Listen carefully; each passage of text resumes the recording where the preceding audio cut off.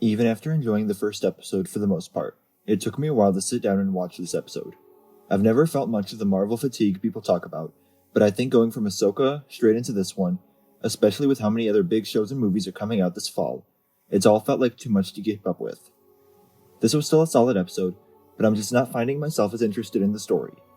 I'll do my best to keep these reviews going for the rest of the season, but it may get to the point where I just want to watch the episode, get the story down, and then move on. The episode starts out in 1977 London, and there's a bit of a jump between the episodes.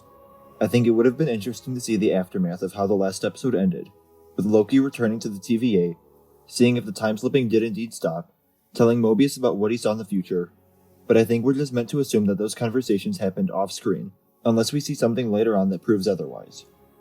Jumping between episodes did let this one start off with a faster pacing, and more to do with the grander story. Loki, Mobius, and B-15 are there looking for X5, aka Brad, who was sent there to look for Sylvie, but we ultimately learn that he abandoned his post after finding her to pursue an acting career and a life of his own. The opening scene was very fun to watch for me, because right off the bat, Brad is put in a corner as he is surprised about running into Loki and Mobius there. It instantly feels like our characters have the upper hand and dominance in the situation. The action during the pursuit was alright, but what I really loved about all of it was what we got to see from Loki.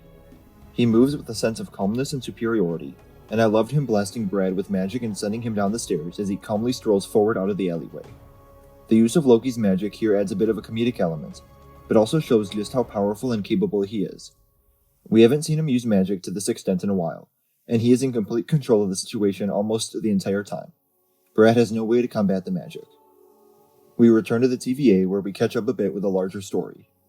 Obi looks to be a reoccurring character with a major role in the series, so it'll be interesting to catch up with him every week. Here he's working on a new machine to control the temporal loom, because it's looking rough when we see it later on. However, he isn't able to activate the machine because the blast doors can only be opened by He Who Remains, who's dead, or Miss Minutes if she can override it. Miss Minutes gets mentioned a bit in this episode, with characters having the belief that she's helping Renslayer hide, but so far she's been absent from the season. Even though He Who Remains is dead, I do wonder if a variant of King's will have a similar enough temporal aura to be able to open the doors, or if this will eventually lead to Miss Minutes being evolved again. But after the way the episode ends, with so many of the branches being pruned, the loom may not need to be fixed after all. It was under stress from so many branches, and while it may still be damaged because of the lasting impact, Obi also may not need to do anything anymore. Casey also has a bit of a role in the TVA scenes in this episode, and of course he would be the one person to read and memorize the manual, going as far as to ask Obi for his signature on the manual. Obi has a larger role this season than I remember Casey having last season, but they're basically the same character used for the same purpose. The fun personality, tech wizard in the TVA, although I do think there may be more to Obi. If he's the person to have written the manual on the TVA, and we saw last episode that he didn't have his mind erased like Mobius, there's a solid chance he was in league with He Who Remains too. A good chunk of the episode focuses on the interrogation of Brad, and the first time they have a go at him, I wasn't interested in the scene all that much.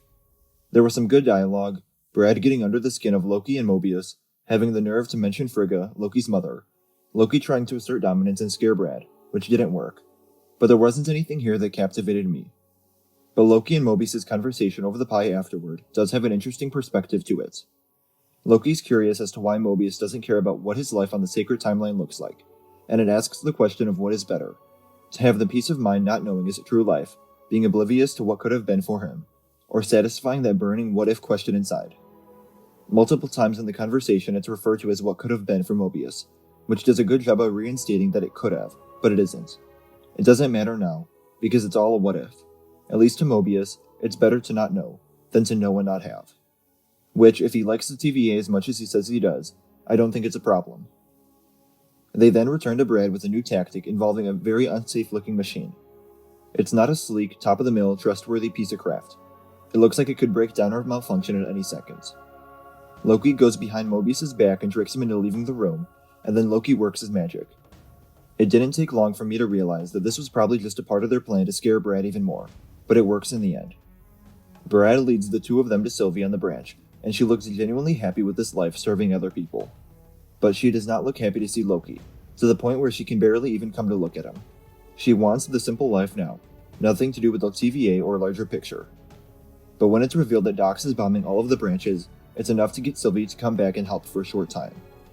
I do hope they explain a bit more about Dox's plan, because in the meeting last episode, even though she was against the idea of not pruning the branches, it didn't seem like enough to go and do it all herself with a little coop. I had figured that her plan was going to revolve around finding Sylvie, but she didn't seem to care much when Sylvie showed up right in front of her to stop her efforts. There's the big action sequence to end the episode. It had some really captivating moments to it, and surprisingly Sylvie willingly returns to the TVA as everyone looks upon the destruction in horror. There's a feeling of hopelessness to end the episode, which is made worse by Sylvie leaving Loki once again to go back to her timeline, which survived the bombings. What did you think of this Loki episode? Let me know in the comments below. Remember to like the video, and subscribe for coverage of Loki as a new episode premieres every week. And remember to follow me on Instagram, Twitter, and TikTok. Thank you all for watching, and remember, the Force will be with you. Always.